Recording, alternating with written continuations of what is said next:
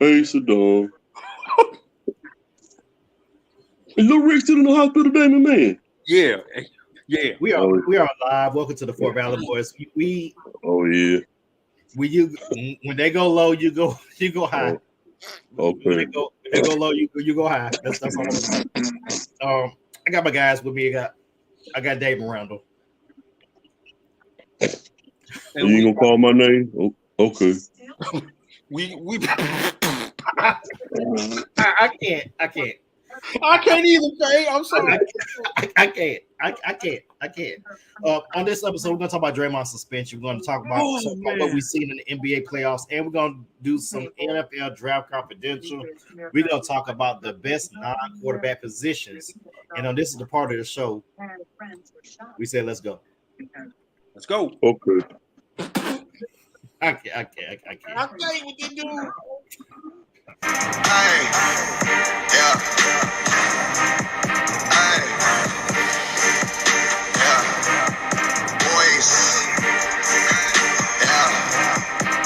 Hold on. We them boys. Hold on, we them boys.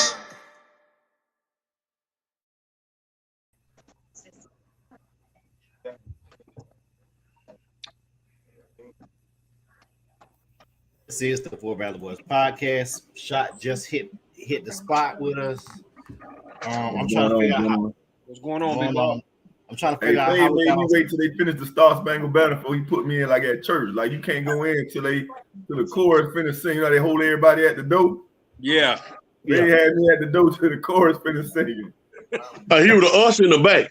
Hey, I'm sitting up here in the lobby. I hear y'all talking. They like, you can't go in yet, so the chorus ain't finished. What happened? You don't come to church on time. Yeah, either that or they do altar call. You gotta wait till they come in after altar call. That's what it is, altar call. You know what? You know I'm gonna have to write an essay to go to heaven. I ain't know they called it altar call. So that's one of them, the altar call or one of the prayer before they go to or before the choir sing the second song or after. Yeah, and you peeking through the door crack because you know the church doors don't never see a shut. You can see the little crack in the middle of the door, and you be trying to look in there to see when they gonna finish, and the usher lady be standing like bust a move. Not the Bernie Mac. Not the Bernie Mac. Yeah, the lady looking at you. You gotta look through the crack like, I think they finished. You gonna let me in now? No. Nope. Anyway. Nope. You ain't gonna eat without your cord. What happened? You ain't gonna eat without no cord. For real.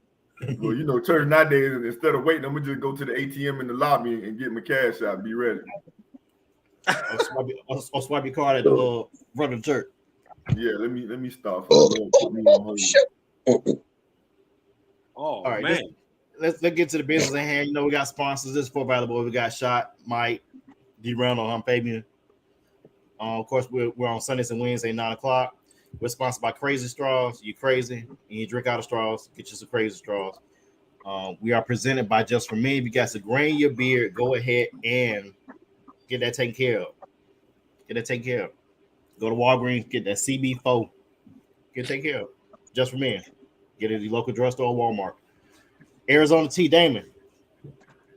1991, $1. 1991.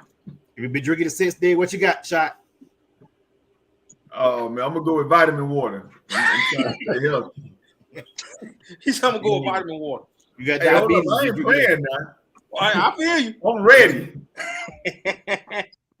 Hey, at least you won't be taking insulin when you drink water vitamin D. Yeah, I'm ready. Hey, I'm gonna go ahead and shout out my producer early. And totally came on here first quarter. And when that door open, everybody be looking when you walk in. Let them know. He's the CME crew. Especially if you missed the praise dance by Mr. Atwater. They oh man. Like I know y'all man. Y'all missed that. Oh man. I'm glad I missed that. King. Also, don't forget we got Sprite as a Black Folks Drink. Sprite. Follow us on Facebook and YouTube. Four Valley Boys Podcast by NerdShirt.com. You went to HBCU or you pledged a Black Greek organization. Get your merch from BuyANiceShirt.com. Damon's podcast, Chop It Up, is going to be starting off soon. Damon's going to be chopping up at a barbershop, 12 o'clock Eastern time during your lunch break, so you can shoot the shit with him on Wednesdays. And also, of course, our favorite sponsor, two of them, Crown Royal and Henny and ginger ale, the dark liqueurs with the S. I got a new sponsor, Brute the Cologne. Brute. Wow. Okay. That's the Father's Day cologne right there. That's Yeah. Exactly. All right, guys, let's get straight into it. I got two referees on here. Then we got two referees. Two good ones. Two good ones. One might be going refereeing, might be refereeing NBA in a couple of years, probably messing around. We might not see him ever get on the show, but refereeing full time. Them games gonna be paid off. I'm gonna tell you. That shit gonna be paid off, man. So don't listen. If you're in the NBA, best believe them games are gonna be fixed. Wow. Like I said, we have one referee that's gonna be refereeing the NBA. The other one gonna be with Tim Donaghy. Tell him again. He said, "Tell him again." All right. So if you've been living on the rock the last couple of days, the Draymond Green was suspended late last night at 11:30 by the NBA for his intimidation, impersonation, of a Q-Sci-Fi on the yard, stepping coming out as Neo on Domantas Sabonis' chest. Just say he did stomp. He had a good hard stomp on them, like he was. I said,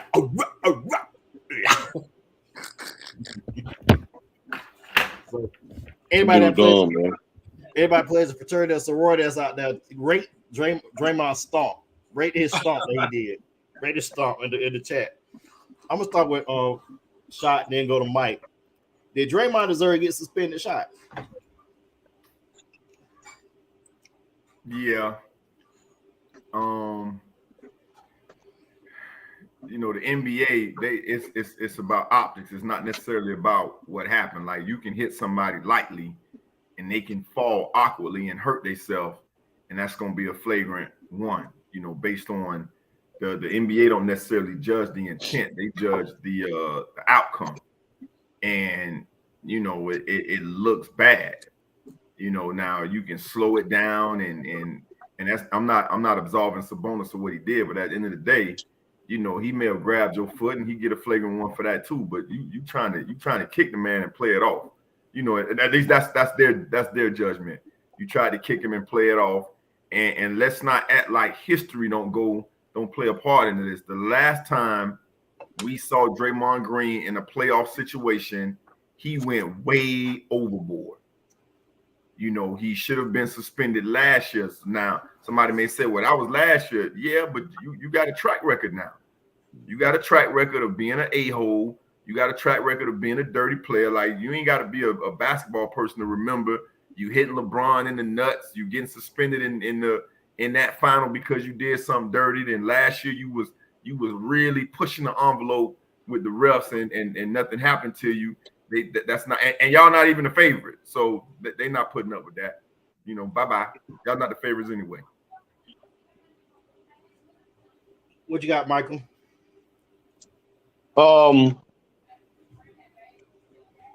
I think Draymond. I think the problem with Draymond, his character follows himself. Like Rachel was saying, he's been in so much trouble. He's been suspended, and he's been that guy that always get in trouble in the league. And that would have been Steph Curry. It probably would have been a suspension. Right. But because it was Draymond, that carried a suspension. It looked intentional too. I mean, he couldn't even hide that if he wanted to. Now, Sabonis was in the wrong, but at the same time, it's kind of like, the second person always get caught. And Draymond was the second person in this situation to get caught. The only thing that I'm concerned with out of this suspension, the last time or one of the times Draymond was suspended, about 4 years ago in the finals, when Golden State was up, I think 3-1 over Cleveland. And he got suspended in Game 5 that year, and then Cleveland went on a run. So with that being said, I don't know how much Draymond's – now don't get me wrong, they can still win this series or win this game 3 without Draymond. But I just don't know how the impact of Draymond, with them being down 2-0, it's the difference when you playing with house money, you up 3-1. You down 2-0 right now. But the good thing is they're going back home. So maybe that'll be a difference. Let me add into that before Damon hops in there. Remember, yeah, you're right. Golden State was up 3-1, which means how many games you had to win one? Yeah, you had to win one, but at the same time, 3. They lost the game 5. He was out, and then the game 6 was back in Cleveland, and you know Cleveland gonna win that. In game 7, it's up and out at that point. Once it's 3-3, the momentum is back. The momentum is it don't matter who win game 7. We tied up now. It didn't matter because if you won, you're 73-9. You had home court throughout. You're up 3-1. You should have overcome Draymond being out. Game 6, you still should have won. You could have closed Cleveland out on their court again. You still had 3 games to win one. You still had 3 games to win one, but at the same time, you gotta look at the pieces that play a part in it. And you still playing LeBron James. So I mean they weren't gonna die either. Now, so this is just as much Golden State fault as it is Cleveland winning too. Now gotta put that in consideration.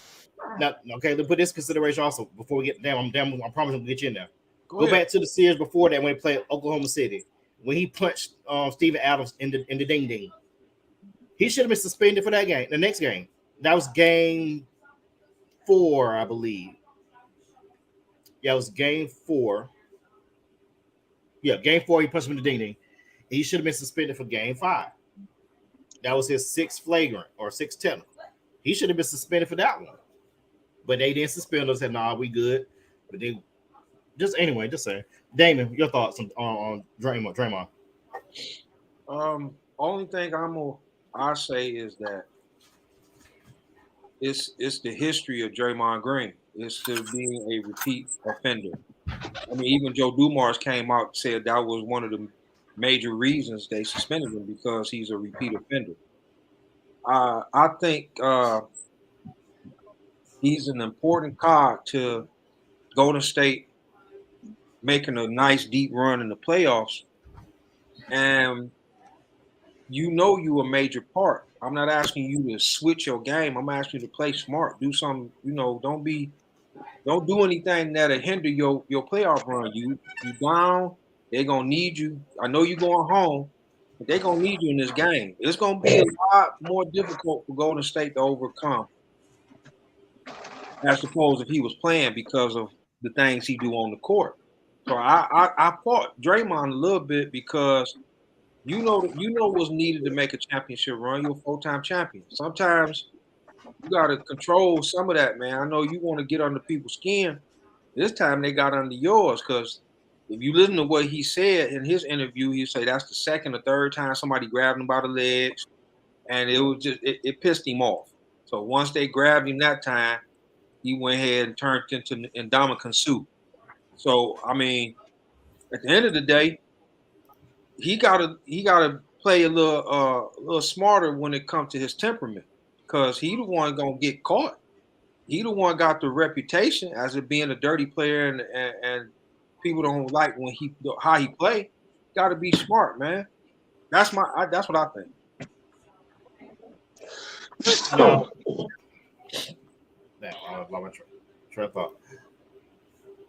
Now, if I think this is a must win for Sacramento because you got Drake, they have Draymond in there. You got to win this game to me, because if you don't, I think Golden State could probably take this to 7. But Sacramento, how is it a must win for Sacramento when they up 2-0? Because they don't have Draymond in the lineup for the whole game. This is an opportunity to go up 3-0. Because if you don't win this game, I think Golden State come back and win this in 6. I think they'll win 4 straight. But my point out, I think Fred froze. I think. Yeah, because the internet heard what he said. Talking about Golden State might come back and win in 6. That's the internet referee stuff. 4 points off the turnovers in the first 2 games this series. I would say, I don't know if it's a must win. I think that it would be good if they did win this game, Faye. I think they need to take advantage of Draymond being out. Because if they don't, it's gonna be a dog fight. I think they definitely need to. I don't know if it's must win. I will say they need to take advantage of it. They definitely need to take advantage of Day being out.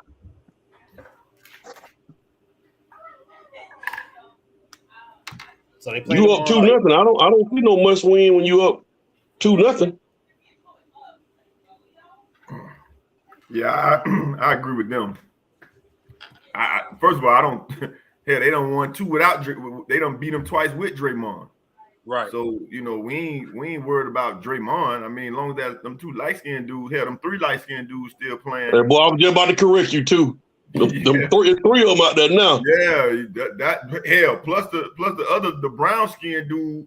Like, listen, and I used to be a Golden State fan. But they turned me off when Draymond was doing most of the talking, and you the 7th option. Like, literally, you got the least stats, and you talking the most. They don't, not to say that he not the glue or he, his intangibles don't help the team, but people be mistaken as if Draymond is that important. Y'all overstating Draymond's value. Like the Bulls, like, oh, you can't, you need Robin. No, we won before Robin got here. Like, as long as the light skinned dudes is doing their thing, we can win without Draymond. So, I think Sacramento not scared of them. And I think what Fave dealing with is what we was dealing with when Kobe was playing. And remember, Kobe was down 3-1, and we just assumed that, hey, the Lakers may come back because it's Kobe. And Phoenix was like, yeah, we done beat them 3 times. Like, we ain't got one more winners. So I don't think Sacramento, and in particular, De'Aaron Fox, I don't think they sweating the Golden State Warriors. Now, to Fave's point, you got your foot on their throat. You need to go ahead and kill them. They're not the champs for nothing. I think that's what Fave trying to say. They're not the champs for nothing now. Yeah. And if you give them you give them some breath, they might come back and get you. And then you're gonna be looking at when you could have killed them, went on ahead and killed them in game 3. I think that's what Fave trying to say. But I wouldn't say must win. But I feel what you're saying, Fave. Like, go ahead and get them now. Get them early. Take an opportunity and get them out of there. Because I'm telling you, if Golden State wins this first series, I think they're going all the way. They're going back to the final. I just think they are. See, that dial-up about to get you again. And I told you already, say you got dial-up. Man, time you see something crazy, that dial-up, too. I just think this dog. I think Golden State, if they win tomorrow night, they're going back to the finals. I think they're going to win the series in 6, and they're going to run all the way to the final.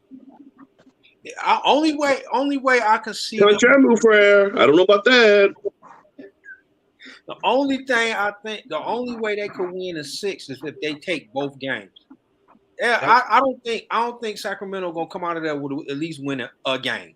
I don't. I think Sacramento gonna take at least one game and go to state because the ratio is right. De'Aaron Fox is not afraid of them guys. Hey, De'Aaron Fox, Sabonis, Harrison Barnes, Malik Monk. They're not scared, and they've beaten them boys with that glue.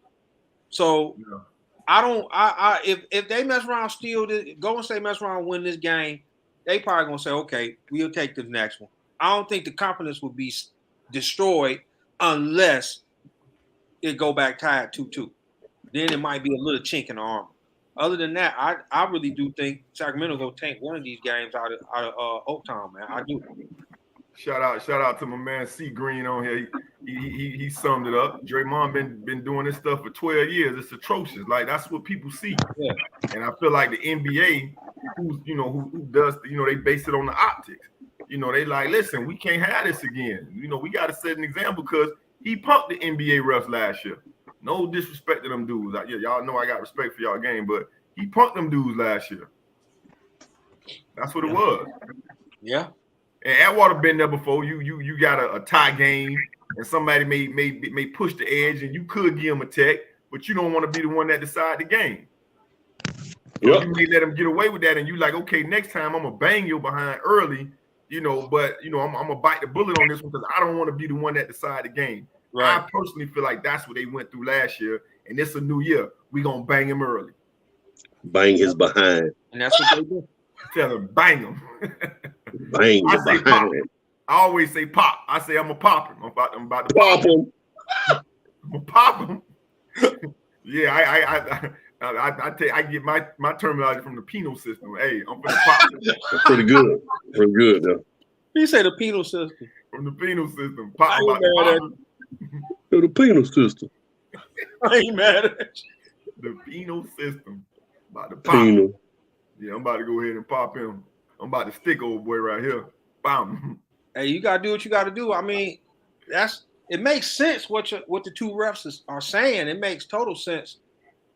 I don't think no ref really wants to side the game unless they got some numbers in Vegas, Donahue. But I don't know. They don't want that on their show. They want the players to decide the game. At the same time, you can't come out there disrespecting and doing all this other stuff. So I need Scott Foster doing game 4. Scott Foster, Tony Brothers need to be doing game 4 with Draymond come back. Hey, listen, Fed, that's not funny. I mean, I that's real. Like Scott Foster is, because everybody keep getting on, everybody got stuff to say about Scott Foster, but Scott Foster consistently grades out as one of the best, which is why he does those games. And in a game like that, like Fade, I don't know if you meant it as a joke, but I'm dead serious. I'm dead serious. Like that's one where they're gonna say, hey, Scott. I mean, again, I don't know what he graded out this year, but you up. Like y'all got y'all enforcer, we got our enforcer. Listen, my career did the Phoenix game last night. Huh? He did the Phoenix game last night. Oh, okay. So yeah, he might be over there. They may fly him over there. Like I was about to say, my career took off because my reputation for teeing people and dealing with people on the floor, and a signer called me and say, I need you to handle this game. Because one of the teams, they had people that was on probation, like literally on probation. Like ankle monitor, on the side of the bench, all of that. And it was like, yo, I'm not even assigning you to ref the game. I'm signing you to manage the game. That's your job. Manage the game. Let the other two people ref. And that was my job. So Scott Foster has that reputation, and everybody know it. When Scott show up, Scott say, whatever you selling, I'm buying. So y'all try that today. Right. He might be on that game. Man, that's gonna be so crazy if he show up at that game tomorrow. That's gonna be crazy. Yeah, that's why I think either him or Tony Brothers. Tony Brothers does not play the radio. Does not play the radio. Tony Brothers too. Ball Bull. They call him Ball Bull. He don't look like Ball Bull from Punch Out. Yeah, I can see it now. Oh man! Now that he said it, I ain't even think about it. Yeah, y'all can't unsee it now. Not till now. Oh man, he called it man Ball Bull. Man. He looks just like Ball Bull. that boy been doing name image likeness. My cousin Dave, Anatole Cloud, shout out Davion Mitchell from Hinesville, Georgia, national champion with Baylor. Putting them things on when he's in the game. He putting them things on the Splash Brothers. Putting things on. They struggle. Man, truly be pulling out them unknown Black history facts, man. You got them facts for you, boy. What? Shout out to my man from Hinesville. Such and such went to Macon Elementary. Like, shout out to him. That's why you say that's your producer supreme, bro. Yeah, man. Oh no, he showed it behind about 2 weeks ago. I said, I don't know if I'm a producer on here because I was on the phone, but I like to know what the views was. I look at the comments, 8 million to 12 million people performance on that game. Yeah, we were talking about that the women's national title. Yeah, y'all better get y'all one of them. Y'all better get y'all one of them like that. A producer.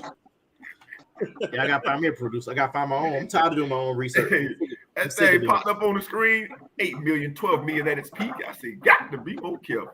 That boy ready. He be ready now. Damn Siri. Yep. And I told him. Who from Macon City Elementary playing in the final? Right now, Anatole's team is down by 10 in the fourth quarter to the Grizzlies without John Morant. 83-73, 11 minutes to go in the game. Down by 10. I don't know about that in 5, Anatole, but may the odds ever be in your favor. Now, let's talk about the rest of these playoffs because Draymond took up too much of our time. It took up almost like 20 minutes of our time. What's the most impressive thing or the most interesting thing you've seen so far in these first couple games of the playoffs, Mike? Man, Phoenix and the LA Clippers, man, is an interesting series. Man, you got with right off the top, there's 4 Hall of Famers in that game with Kawhi, Westbrook, KD, Chris Paul. Damn, they're probably gonna be 5 with Devin Booker. So that is the most interesting. That Phoenix LA Clippers game, it damn near should be a Western Conference Final type game. Like that's gonna be a great series, man, and would have been a better series if you would have had Paul George. Man, I forgot that's another potential Hall of Fame. I forgot about Paul George, but yeah, Phoenix and the Clippers has been the most interesting playoff series so far. What about you, D. Randall? Man, that's the one I was gonna say. I say that one, and I like the way Philly is playing to a certain extent. I do think that Joel is going into this series trying to prove a point, and it looks like Harden is starting to get his shot going. But the one I've been catching, because I didn't catch all the games, I have been trying to catch the Phoenix LA Clippers series. KD's still efficient, but Devin Booker is like showing out, and Russ been playing pretty decent ball. So I like both those series, especially with Embiid trying to prove a point. I really think he's trying to prove a point. Like, I'm here and I'm gonna be here. Just gotta see how long he keep it up. All right, let me say something real quick, man, before Rachel say something, man. Every year around this time, playoff time, a lot of times, like throughout the regular season, you never really hear a lot about the Miami Heat. You never really hear a lot about Jimmy Butler. But that Eric Spoelstra has got to me, Eric Spoelstra got to go is a Hall of Fame coach. He has these guys ready. You gotta say like per Eric Spoelstra. You gotta say like per Eric Spoelstra. Eric Spoelstra. He had them guys ready every player. Like Jimmy Butler, you don't really hear a lot from him in the regular season, but they do always show up at playoff time. And like I think he had like 35 the other night in the win. So real quick, man, shout out to the Miami Heat. When it's playoff time, they are always ready, bro. Always. I've always respected Spoelstra as a coach. I never took anything away from that guy. He's always. I will say this though, Eric Spoelstra, he was the coach of them back-to-back Miami Heat championship team. But come on, bro, look what you had out there now. You had definitely. I don't want to say Chris Bosh is a Hall of Famer, but you played with 2 Hall of Famers. So yeah, he gonna go down and be a Hall of Famer. But let's keep it real. Pat Riley got that team together, and you had 2 really good stars on that team too. So last time I checked, Chris Bosh was inducted to the Hall of Fame last year. Chris Bosh in the Hall of Fame? I didn't know that. Yeah. Inducted last year. Chris Bosh went in the Hall of Fame for real? Yeah. Yes. Better get you a producer. Better get you one of them. Better get you one of them. Chris Bosh went in the Hall of Fame for real. Inducted last year. Better get you one of them. A producer. I mean, before that, wasn't it the blood clot issue? Wasn't that? Yeah, blood clot. Yeah. I mean, before those issues, I know his points per game kind of sort of went down, but he was a cog, and you got to remember how much of a boss he was in Toronto. That was 25-11. No, that was 25-13, 14. Yeah. Like Chris Bosh was an MVP candidate. Remember, he was doing the commercials. Yeah. The hype himself up but he was putting up 25 and 14, and you know, one day they're gonna do a documentary on that Heat team or the super teams and all of that, and they're gonna talk about how this guy completely changed his game for the benefit of the team. Yeah, you know, that worked because of what the sacrifice him and Dwayne Wade made for LeBron, for the collective whole. And those other guys thought that they could just come together and do what the Heat did and get instant success, and it didn't happen because they didn't have the makeup of a LeBron James too to come in and team up with those guys. Dwayne Wade to take the back seat, Chris Bosh to completely change his game from a 25 and 14 post guy to extending his game because Eric Spoelstra wanted to play positionless basketball. Then your Udonis has him taking pay cut, Mike Miller taking pay cut. Mike Bibby taking pay cuts. I mean, the list go on. Yeah, looking at Bosh's stats, the 2 years after LeBron left, he would go with the last year with LeBron, and then 2 years after LeBron, he was averaging 16 points a game and 6 rebounds. The first year LeBron left, it went up 5 points to 21-7, and then 19-7. But he only played 53 games that 15-16 season, because that's when the blood clots happened and he had to retire. Right. I honestly did not know that. I didn't know he was a Hall of Fame career though. Yeah, because the reason why I remember that was because Pat Riley in their interview when they were courting Chris Bosh, he told him to keep this championship ring till you get your own. When they got his first 2 championship ring, he didn't give it back to him until he retired and the night he got inducted to the Hall of Fame. He gave Pat Riley the ring back. I didn't know that.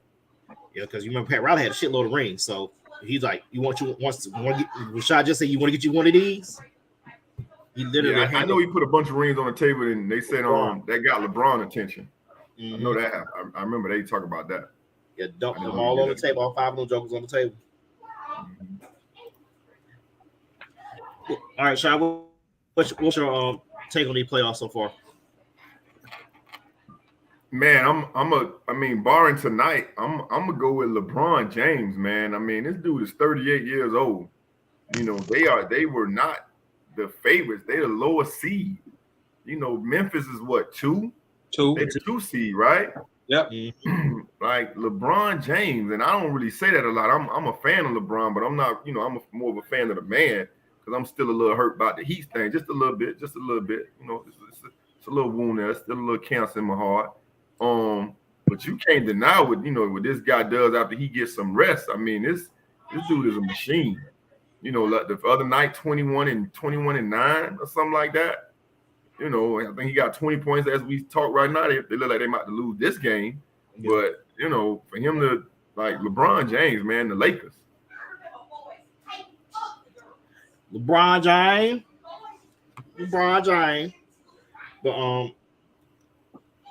But my takeaway is the Celtics probably it's gonna be a collision course for the Celtics and the Bucks. Right now, the Bucks are winning right now against the Heat they're up by 8 last time I checked it. So the Celtics look good. Say what now? Oh, you said last time you checked it. They was up by 8. That was about a couple minutes ago. Okay, I thought you said checked it. I was about to say, oh my God, Miss Eva Adams is rolling in her grave. No, checked it. Last time I checked it. Okay, cool. I apologize. Yeah, they're up by 10. They're up by 10 now, 40-30. That game is on NBA TV. So that game might be. So pause, Fade, because we're gonna do a show on this next week. This gonna be a 30-minute segment. What kind of backlash is Ja Morant gonna get if he don't play in this series and they lose after winning 50 games? Well, you can't shoot out a real gun? No. You can't shoot out a real gun in the playoffs? Talk to the hand. Like, this dude crazy, man. He's stupid, man. Ratio's stupid, man. Yeah, pretty much. I know y'all don't want to hear it though, but Mike, on the serious tip though, you already know what I'm gonna say. You know what I'm gonna say. What? Do we need to start looking at Taylor Jenkins? I mean, what elementary school he played at, Anatoly? Because I don't know who Taylor Jenkins is. He the coach of the Grizzlies. Oh, my fault, boy. I got to do better. He said, what middle school he played? the thing about Memphis, the Memphis Grizzlies are in the same category with the Atlanta Hawks, the Sacramento Kings, maybe the Philadelphia 76ers. They right there at the door of being like a championship team. They need a third scorer. They need a third guy. I don't know if Desmond Bain or Dylan Brooks, I don't know if they that guy to go along with Jaren Jackson or Ja Morant. But another year, and you might have to start thinking about splitting that team up, man. Because Memphis right now is reminding me of those Atlanta Hawks teams with Joe Johnson, Josh Smith, who else was on that team. They kept going to the same round every year and getting put out. I think Al Horford was with them. Was Jeff Teague with them? Yeah. They remind me of them squads that you keep getting to the same round and you just can't get over that hump. So I don't think they need to fire the coach. They need to figure out how to get a third scorer in there. Or a better leader in there. I would think somebody that's Kyle Lowry and Bobby Portis, they talking major trash, boy. I ain't know Kyle Lowry talk like that, boy. Yeah, Big Booty Lowry. Yeah, him and Bobby Portis getting into it. Watch out, Bobby Portis got them hands. You got Jaren Jackson, you got John Morant.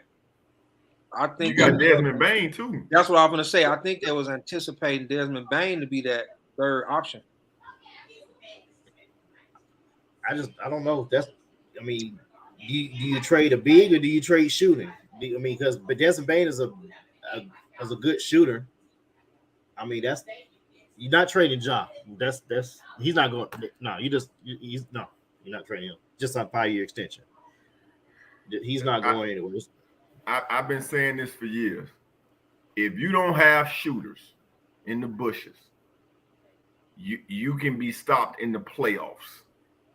Remember the NBA, and y'all hear me out because y'all know I've been saying this. In the NBA, you play a game on Tuesday, you jump on a plane and you go to another team that night.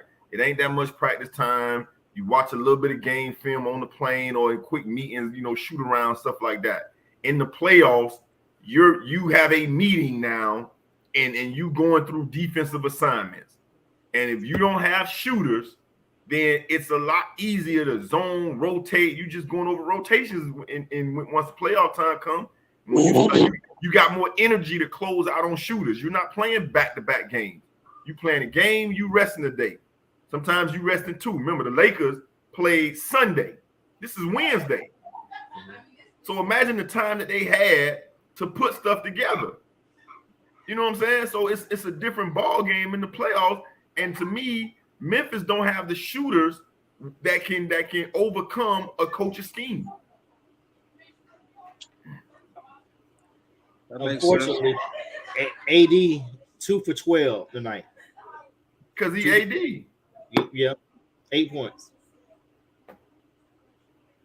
Austin Reeves 12.5-11. Rui Hachimura 20 points. So I know Desmond Bain said do it again, and Rui he is.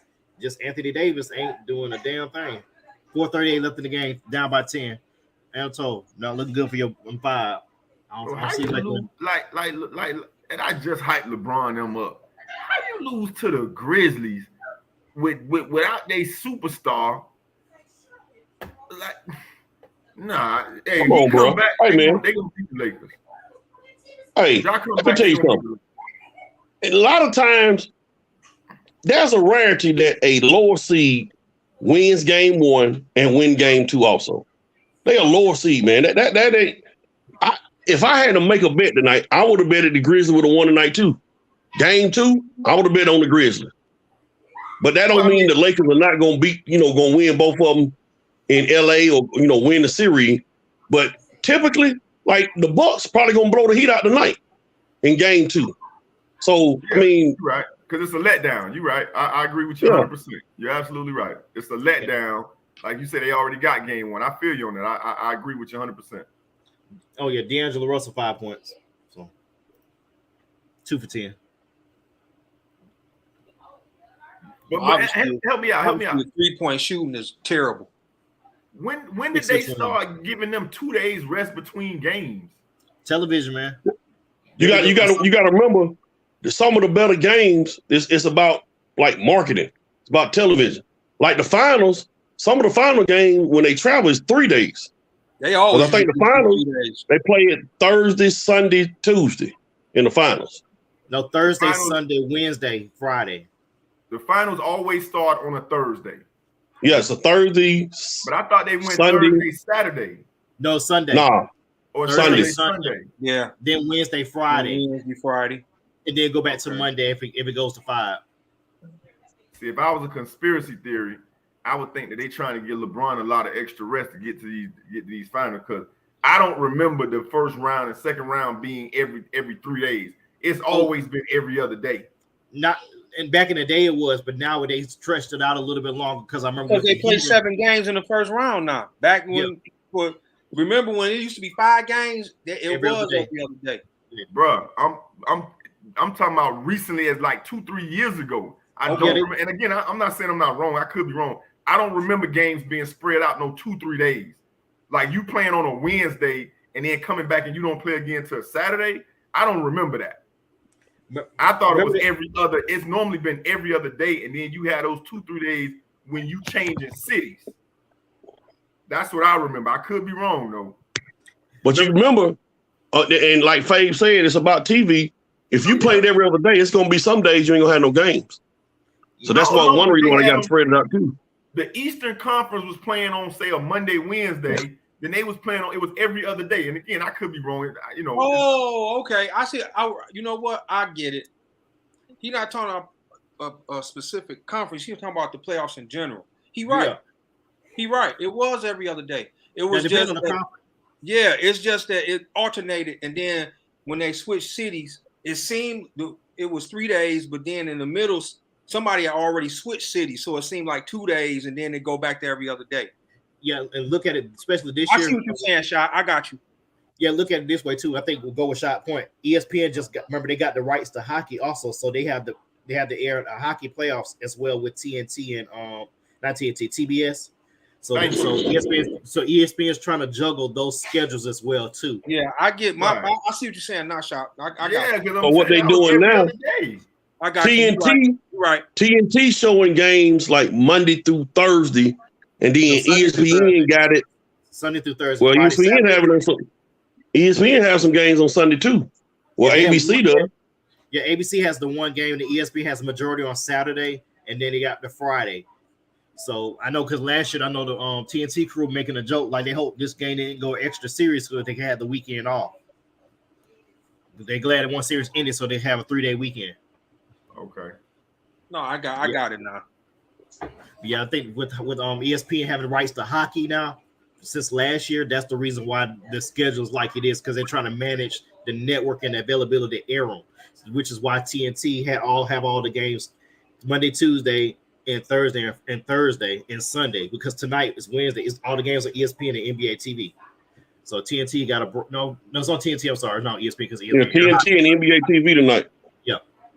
Hey, so I just looked it up without my producer. I got you and told you chill out for a minute. I got this one, bro. Yeah, I went back to 2006. They had a game 1 on April 22nd and a game 2 on April 25th. So I guess, like you said, they've been doing this. It just depends on the networks. Just all about the networks and the schedule. I don't really think you off to it if you combine.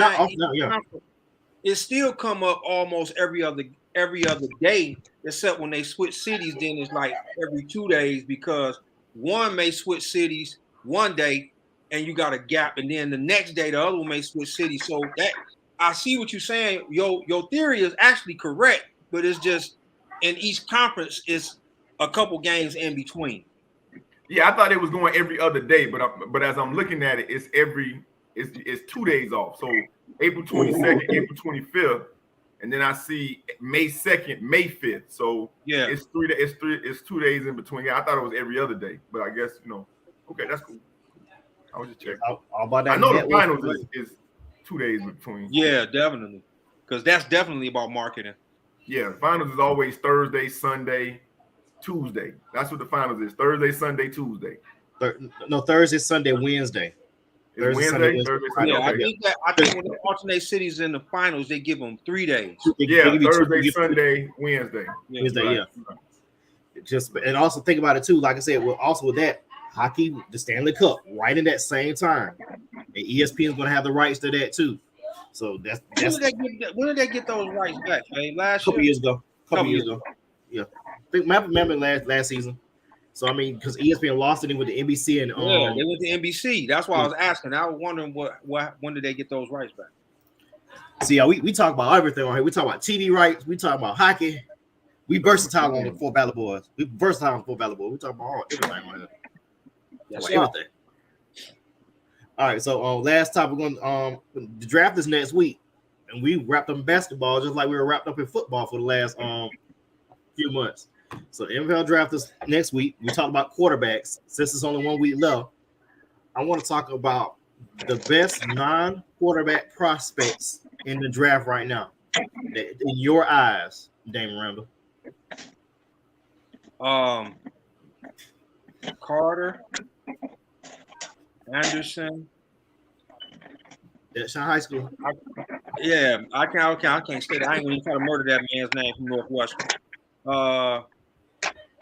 Those three interior linemen and one edge, and I want to pick either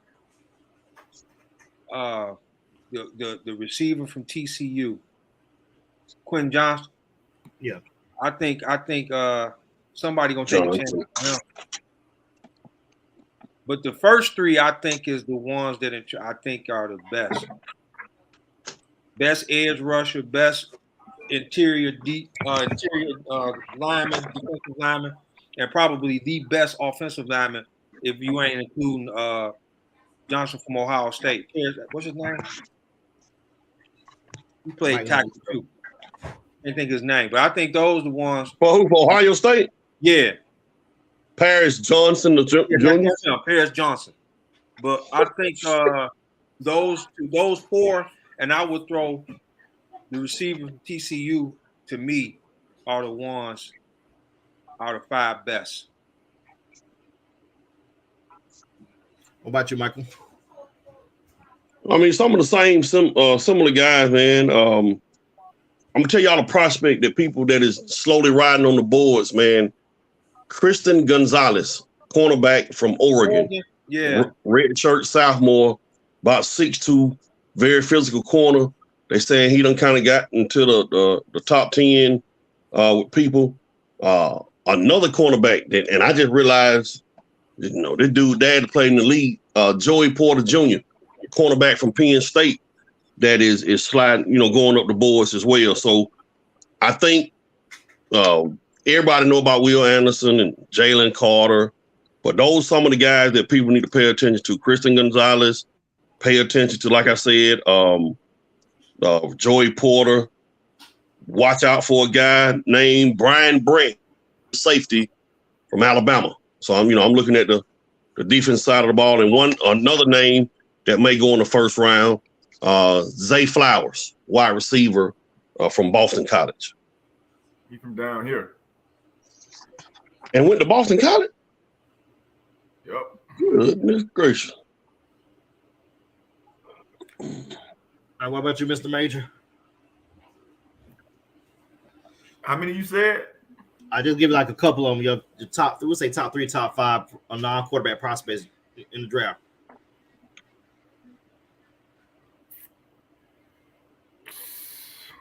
I'm gonna go with obviously. Well, no, I'm gonna stick the best non-quarterback prospects: Will Anderson, Jalen Carter, Bijan Robinson.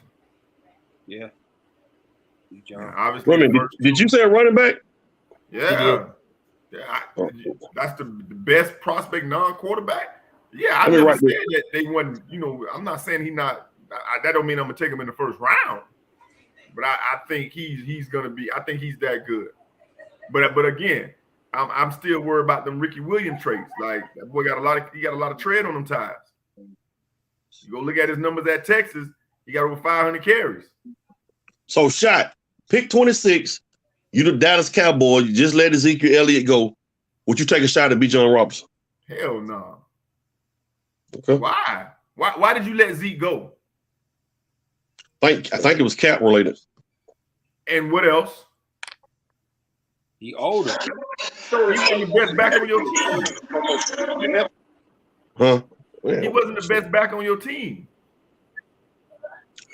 No, he wasn't the best back on your team, but I'm talking about drafting another running back. Right. So my question is, what's my man name that was playing with him last year? I can't. His name is Tony Pollard. Tony Pollard's still there, right? He's still there. Yeah, there go your starting running back right there. I wouldn't draft Bijan Robinson in the first round, and Tony Pollard was the. Let's be real now. Tony Pollard was better than Ezekiel Elliott for the last 2 years. Let's call it what it is. The numbers don't lie. He was better than him the last 2 years. Last year, Ezekiel Elliott was basically the goal line back. That's really what he was. Let's call it what it is now. So I wouldn't draft a Bijan Robinson when Tony Pollard is my starting running back. I would go grab another back in the second round or the third round and let him back up Tony Pollard. I don't need, especially if I'm if I'm Dallas need a tight end or another receiver to go opposite CeeDee Lamb. Man, Dallas, let's go get Michael Mayer. I sure hope he there when we draft. Who was that? That's a tight end from Notre Dame. Yeah, Right, that's what I'm saying. That's what they need. I like the second round pick for running back because it is a decent class. It's some decent running backs coming out. You could get Chardonnay from UCLA. You can get Chase Brown from Illinois. The running back from A&M. I wouldn't jump running back first round when you probably can get the best available. Well, then let's ask this question then. Will Bijan Robinson be a first round pick? Somebody will pick him. Yeah, I think so. Somebody gonna grab him. I won't be surprised if Baltimore draft and picks him. I won't be surprised. My man from Alabama, I'm a fan. John Gibbs. Woo! I'm a fan. Yeah, he tough too. I'm a fan. A couple of years ago, I told you I was a fan of your boy over here. Why is these names messing with me? I need to call a doctor. My man in Indianapolis. Jonathan Taylor. Jonathan Taylor. I was a fan. And y'all Atwater know I like speed. Yeah. I like speed. So I'm a fan. Me and Rachel has always had a debate or I know. Trust me. A conversation on drafting a running back first round versus running backs in, second, third, fourth round. So one year we actually sat there and done it and looked at the top 10 running backs. And at that time, it was only like 2 running backs that were drafted in the first round that was in the top 10 league in rushing. And I think at the time it was like Zeke and Todd Gurley. Other than that, that was it. Yeah, and the best running back at the time was the third rounder. Who was that? I don't remember them guys from back then. But the best what's my man name? They lost. I lost it. I can't remember them dudes right now. But a lot of those guys weren't first. A lot of them weren't first round picks. Third round backs, whoever they were, I can't remember. I remember the best back in the game at that time was the third rounder. Who was that back then? But I've never understood since I got you right here. Why have you kind of been objected to getting a running back in the first round? And the reason I'm saying that, if you was a GM and at the time you wouldn't have drafted people like Reggie Bush or who else would have been a first round running back, or Todd Gurley, you wouldn't have drafted none of them guys if it came up? No, because first of all, remember I always told you, if you don't look like Adrian Peterson to me, I'm not drafting you in the first round. I'm not doing that. Adrian Peterson to me was the standard. If I didn't see Adrian Peterson in you, then why would I spend a first round pick on you when the numbers, when the stats showed that the best running backs, like when me, you, and D-Ram was having these conversations, the best running backs during that time were second and third round picks. So why would I? Why would I do that? And I'm looking at it now. The NFL rushing leader in 2013 was LaShawn McCoy. He wasn't a first round pick. DeMarco Murray, I don't think he was a first round pick, early second maybe. Kareem Hunt was the guy I'm talking about. He was a third round pick. Like those guys, they Arian Foster, they weren't first round picks. Terrell Davis, 6th round. Yeah, like you don't need to. And then me and you had a conversation, the debate. The year when they drafted Ezekiel Elliott, they could have taken Jalen Ramsey in the first round and taken Derrick Henry later on. Mm-hmm. That would have been a better fit behind the offensive line with Derrick Henry. Yeah, so like for me, backs, that wear and tear, and I've missed on quarterbacks, but I hit on running backs because I told you years ago the best running back coming out of that draft that year. I remember telling you, I said if Christian McCaffrey was black, they would be calling him the next Gale Sayers. We had that conversation. Yeah. I said Christian McCaffrey is the best back. They just won't say nothing because he's white. And he ended up being the first back taken. And I've been singing Dalvin Cook praises since he was in high school. Mm-hmm. Oh, yeah. Second round pick, right? Yeah, Dalvin Cook went early second. Yeah. Mm-hmm. Like if you look at the top 10. Nick Chubb went second. You look at the top 10 running backs right now.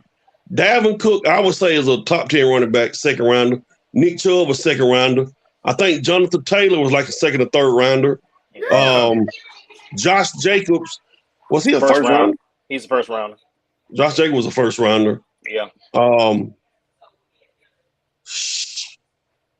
me think of more running back. Name 3 studs that was in the second round, bro. I mean, it is what it is. Saquon Barkley was a first rounder. Yeah, he was. So out of the 5 running backs with a name, would have named 2 first rounders.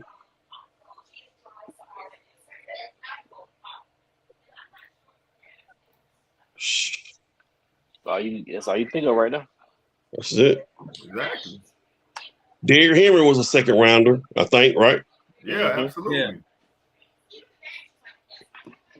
Anatole said Todd Gurley only played 6 years. Mm-hmm. Once that knee started giving out, that was it. Don't forget about Miles Sanders. He went to the Carolina Panthers, if I remember correctly. Yeah. With the Panthers.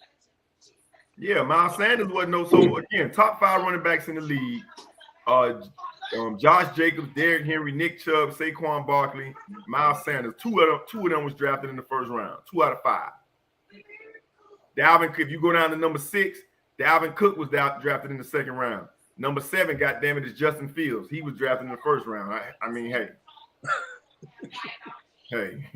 you got Travis Etienne, Aaron Jones, Jamal Williams. I don't think Aaron Jones was drafted in the first round, but he may have been. No, I want to say second, third, and I know Etienne was drafted first round. Yeah, late first round. Late first round because they had 2 picks in that draft with Trevor Lawrence. Him like the 22nd, 23rd pick, I think. Yeah, like I just listen. I've seen it. We've seen it. You put a hold up. Who was that? What team was that just this year? The running back got hurt. They put another running back in, and he did the same thing. Was that Philly?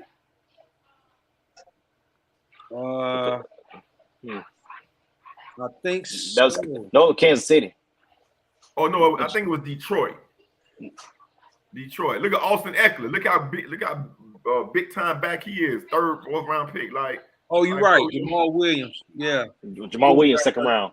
Yeah. Second round, right? Wolf got hurt and they put Jamal in. You're right. Yeah. I mean, Seattle did it. They running back got hurt and they put Kenneth Walker in. Mm-hmm. Kenneth Walker's third round. Come on, Luke's son.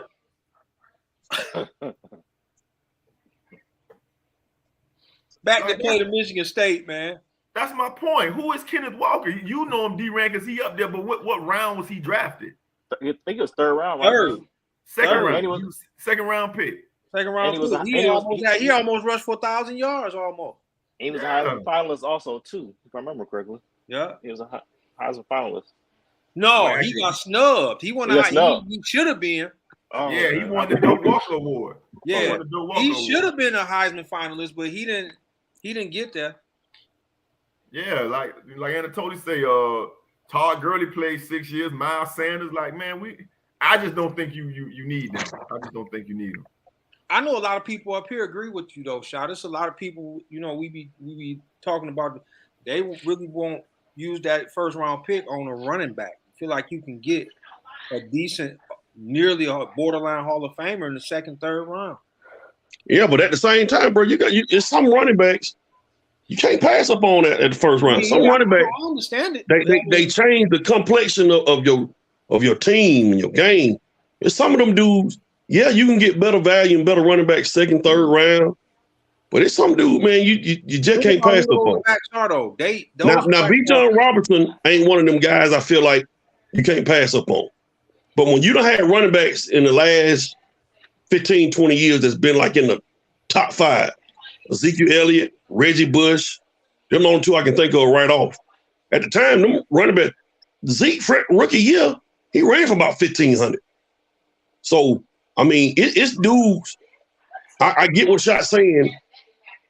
Shot has always felt like I'm going to spend my money in the first round on defensive lineman, defensive end, offensive tackle, quarterback. And those are the big positions. I got it. But it's some guys at running back position, man, you can't let them pass. You got to get them. I'm saying, but think about those running backs, though, Mike. You name one of them: Ezekiel Elliott, Adrian Peterson, Reggie Bush. Those running backs were special.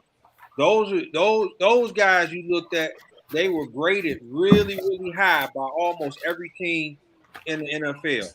I get it, and you're right. Those are the ones you can't pass on, but you can always catch a Kareem Hunt or somebody in the third round who putting up those numbers too. So, but if you want to be technical, and let's just say we just look at history, Hall of Fame running back. If you take your top 10 running backs in the history, most of them guys were first rounders, man. Emmitt Smith, Barry Sanders, Walter Payton, Jim Brown, them four, Eric Dickerson, them five without even blinking. You just named power backs with speed. But I'm saying, if you look, Walter Payton was the first rounder. He wasn't. I don't think so. I don't.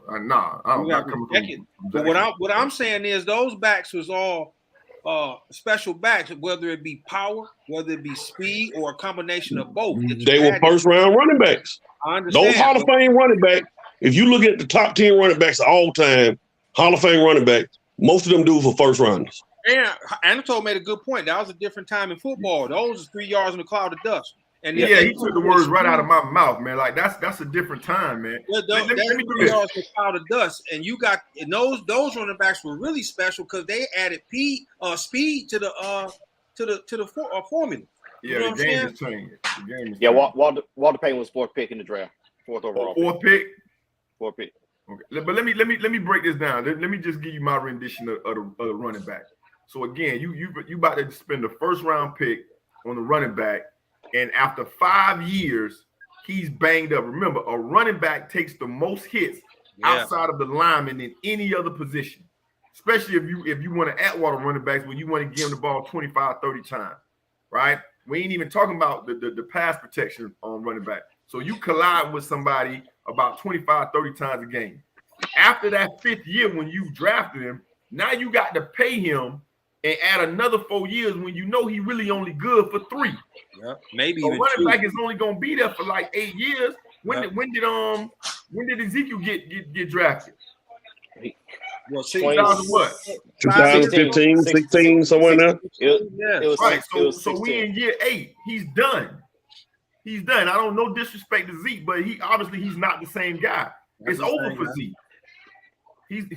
So any other position. You can get a guy for 10 to 12 years. That position, your best days is the first 8. Yeah, and those positions are still the cornerstones of a football team. But let's be real about it too. When you think about the longevity of a football player, he talking about a running back 8 years. After about 8 to 10 years, anyway, everybody on the decline except for Tom Brady or Aaron Rodgers. Look at Julio Jones. Man, Julio Jones is now on the decline. He's been in the league, 14 years now? Yeah, 13 years, though. 13. And let's be real. Julio was on the decline for the last 2 years, so let's go 11 years. But what I'm saying is the drop-off in the running back is steep. The wide receiver can go from the number 1 option to the number 2 to the slot, like Adam Thielen. You can have your 4-5 years of real good football, and then slowly you decline. That running back position is over quick, and they still want that top dollar, and it just don't correlate. Like Ezekiel Elliott, he still think he's the old Zeke, and we all know he ain't. And he's commanding. He wants top dollar, and it's over. Yeah, I hear him. I hear him on that. And if you got the running back that come from a run heavy offense in college, or how they used in college. That's also tread before they even got to the league. So they're wear and tear on their body. They take a beating, man. They take a real beating. You lucky to get 8 years strong, eight strong years out of a running back. You know what I'm saying? It's tough on the running back. That's why I think if you do your homework and you got a real good evaluation team, you can get you a steal in the second, third round and get that capital on a cornerstone. Because your cornerstone, you want your cornerstone there for a while. You want him there. Bro, Bijan Robinson already has over 500 carries before he even gets to the league. He has over 5. He had 258 carries last year, 195 the year before, and I guess 86 when he was a freshman. So and you finna draft 258 carries. 258 carries, 13. He got smiles on them wheels. 13 games. That's about 20 carries a game. That's a lot of carries. By the time he It's gets close to to his 20 carries a 50th game. option, by the time he get to his 50th option, who's paying him? That's the market for the running back now. Because when he get this 50 option, he's gonna want big time. But like Dalvin Cook, look, Minnesota got hosed. Dalvin Cook, when his contract came up, he was that guy. But as soon as he signed it, he hit that wall and he been injury prone since then. Minnesota done got hosed. Especially with the needs on the other side of the ball. Yeah, man. Bijan Robinson is a tough. Listen, I love him as a back, but that's over 500 carries in 3 years of college. Yeah, I told just said Todd Gurley had over 500 carries at Georgia, and that was quick. They had that boy in the 10 item or less checkout line when he got in the league. We just got to. I've ever since I've been watching football, talking with my uncle who played and all that type of stuff. Them cornerstones is where you want to start. You want to get your line, then get your quarterback, however which way you want to draft it, and then the running back you got that evaluation crew. You can find you one, man. You can find you one. Third round, your first round talent, and you paying less, and you ain't got to worry about it.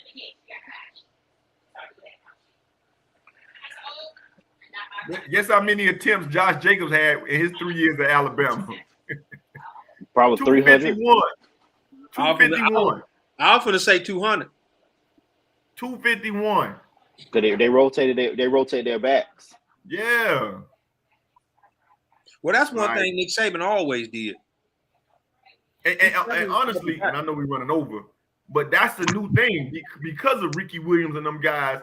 These running backs are starting to say, "Now listen, I want to go with another back. Like, let's split these cats." Because of Nick Chubb and Sony Michel, they showed them like, "Listen, we can split this backfield, save our body, and then go to the league." Man, he just said Chubb has 758 at Georgia. Had what? That's what Anatole just put up. That's almost that's two full seasons in the league right now. That's 2 full seasons. Ain't no way in the world that possible. Because Nick Chubb, one of the years, he was out for over half the year. Hey, don't question my producer like that, bro. Chill out. Chill out, bro. It's about to be beef out here, man. That one of my kids there. You talking about 758? What? Oh, you know what that is? My fault, Edward. I forgot that was kind of personal. I apologize. That kind of hit him hard real quick. He didn't even have time to think. He was like, hold on. No, he had Mike. So this how good shot producer is. His freshman year 219, his sophomore year 92, his junior year 224, his senior year 223. Yeah, don't be trying my producer like that, man. Like I said, I need my own producer. I'm tired of researching these stats too. Hey, this dude has 758 carries.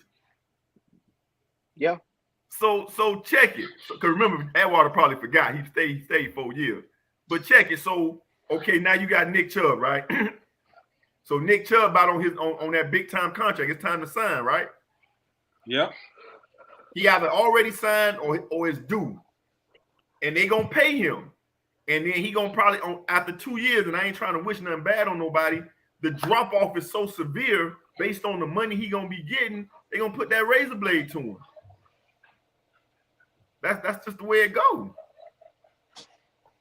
Damn, 758 carries. What in the world? That's crazy, man. That's 2 full NFL seasons. We do 350 a year average for a running back in the NFL. If they the one 30 down back. Ooh.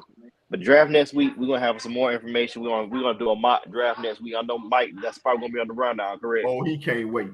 He can't wait. I know he can't wait. Oh my God. Already got it right here to the side. I was about to say it's up. Now hold on. Which version you want? Because he got 3.0 right now. It's 8 point. I'm Mel Kiper and Todd Mache combined. It's 8.3. Todd.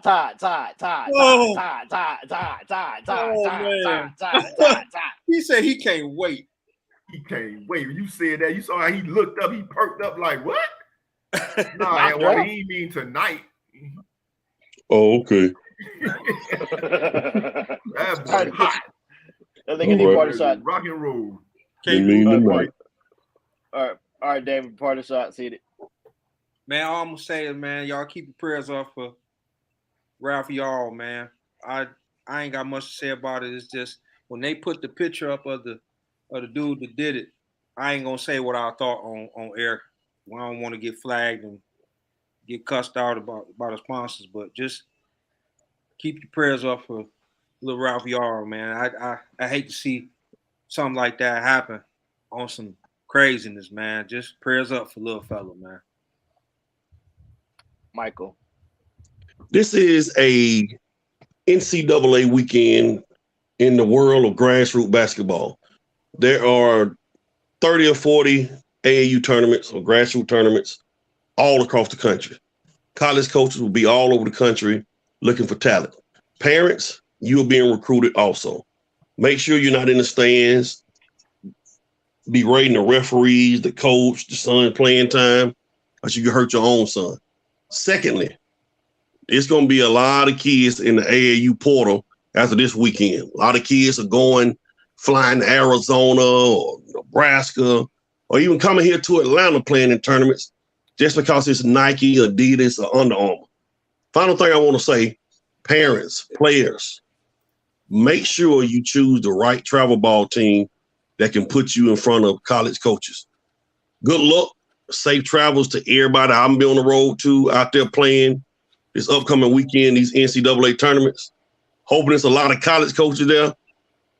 Odds is it won't be a lot of coaches because they are in the transfer portal. But good luck to everybody this weekend, man. Did you say you're going to be playing? You're going to be playing? No, my team will be playing. Okay, my bad. I thought you said you were going to be playing. I was often asking him the same thing. I thought he said that too. That was hell no. Do not let them. That was a shot. Don't let them try to Draymond you and act like that wasn't a shot. That was a shot. Now, yeah, I'm stepping on their chest. All they want. One thing about me, I'm open with my shots. That they subtweeting on that one, man. You need. Yeah. Both of them did too. I got them. Okay. I got them. So if I rephrase it, like Mike, you know damn well you ain't finna go out there and play no AAU ball. Is that better? That better? Hey, no. The invitation to the church doors are now open. There they are. Come to Jesus. I swear that man. Hey, I gotta get shot before we get to the Black Thought. We gonna change his name to Shot King. That boy know how to instigate anything. We changed that man's name to Don Shot King because he know how to find a way to instigate something. That's why I love that man. No, because y'all was sneaky about that. Y'all was sneaky. It was cool. Hey, but you know what? He'd have never picked it up if Don King didn't do nothing. No, I would have told him later anyway. Right. You know how the boy came at you now. Hey. At the end. Carmelo Anthony, Team Melo, we're going to see what you're about this weekend. They say your son good. We'll see in 2 days. Where y'all going to play them at? It'll be at Lake Point. I mean, it's all over, man. I'm talking about this. A lot of tournaments all over. So you're going to be busy until like mid-July, right? No, I'm saying it's an NCAA weekend this weekend. Oh, okay. But I'm saying, like, it's tournaments. There are certain weekends or weeks where it's an NCAA weekend. This is one of them this weekend. Got you. Okay, I got you. All right. Black Thought brought to you by Hennessy and Ginger Ale. I'm gonna make this quick, but this is April 19th. A couple of days ago, on April 16th, marked the anniversary of Dr. Martin Luther King was arrested in Birmingham for leading a protest. And while he was in jail, he wrote the famous letter, a letter from a Birmingham jail when he was in Birmingham, Alabama. He later wrote a speech again in Alabama in April. I've been to the mountaintop. He wrote that on April 3rd, and then the next day on April 4th, he was assassinated. So I just want to moment of silence, prayers for the late, great Dr. Martin Luther King Jr. and end with this quote. Please let us get to the point where we are not judged by the contents, by the color of our skin, but by the contents of our character. That is my black thought. Been a while since I had a parting shot, but I've been watching some TikToks and different footage from social media with students attacking substitute teachers or teachers and trying to give physical harm to those teachers who are just in there trying to make some extra money while teachers are out. And the teaching right now is not the same before COVID. Some people are saying that, hey, that teacher shouldn't be trying to attack that student. She wrong. Some people will say, hey, yeah, she would have got mollywopped too. For those people that say they think teaching is easy, because the three of us are here working in the school system. If you think teaching is easy, there are a couple of things that you can do to help us in the education profession. One would be to go ahead and get your bachelor's degree or enter a TAP program for teaching. You'll be trained for 2-3 years where you'll be at a minimum salary, where you have to deal with lesson planning and everything like that for 190 days. And you have to learn how to have classroom management, learn how to deal with kids, and teach a content, and it's going to look like Spanish to you when you try to teach it. Second thing you can do is substitute at your local school. Go to a program, get background checked by your local district. Go through an 8-hour training on different classroom management techniques, and go ahead and, watch the kids. Third thing you could do is volunteer at your child's school or a school that's around the corner, where you'll still get background check. You come in and help proctor standardized testing and so forth, so on. And the fourth thing you can do is shut the fuck up. Try to tell educators what they need to do, and you ain't never did anything before. Those are the 4 things you can do. Because we're tired of folks trying to tell us how to do our job. We don't go to your job, tell you what to do, or how to run it, or how to be rude. We have to be professional and kind-hearted and patient at the same time, while getting spit on, cussed out by parents, teachers, students, stakeholders, administrators. I'm gonna say it because some folks ain't gonna say it. Those 4 things you could do: you get your degree in teaching, you could volunteer, you could man watching Dave Chappelle, man. Or you can shut my goodness, man. Because if somebody put hands on me, I will be out of the teach profession because that child will be on the floor. Oh man. Hey. Thank you, Faye, for saying what I can't say. I appreciate you, but you can add a 5th thing. Tell these parents to teach these kids some damn respect. Facts. That'd be the 5th thing, but their parents try to be their friends so much. So that should be rule number 1. That teacher tell you sit down, you sit your ass down. Stand down. That's just bottom line, man. For real. Hey, I appreciate you bringing that up, Faye. I can't even comment on that. I know. I'll say the things that you can't say because I'm not in a role that is similar to the role that some people are in right now. So so what I can do is make sure just in case I ever decide to get into it. Priceless, Mr. Major, is priceless. So don't worry, priceless, bro. I love the kids and the parents. Shout out to all my parents out there. You all do a wonderful job. We're a village. Let's try to fix these kids and nurture our scholars together. This is a paid announcement by Horatio Major. These announcements do not necessarily reflect the comments based on by the Broward County school system. Once again, look on his face, bro. Look at the look on his face. It's priceless. We want to thank you for watching our show. We'll be back on Sunday. Boy. And we'll we do a movie rewind, so we'll pick a movie. Don't go nowhere. Ain't nobody gonna talk about the fact that thank you, boy, my producer. But ain't nobody gonna talk about the fact that she ain't have on no draws. Oh yeah, I was like, whoa. I said that when I seen it, like, hold on, straight up. She get suspended for that? He said she can't get suspended. Can she like listen? You know what? Cut. Hey, Anatole, we take bookmark that comment. We'll be back next week. All right, we out. Because I'm about to get in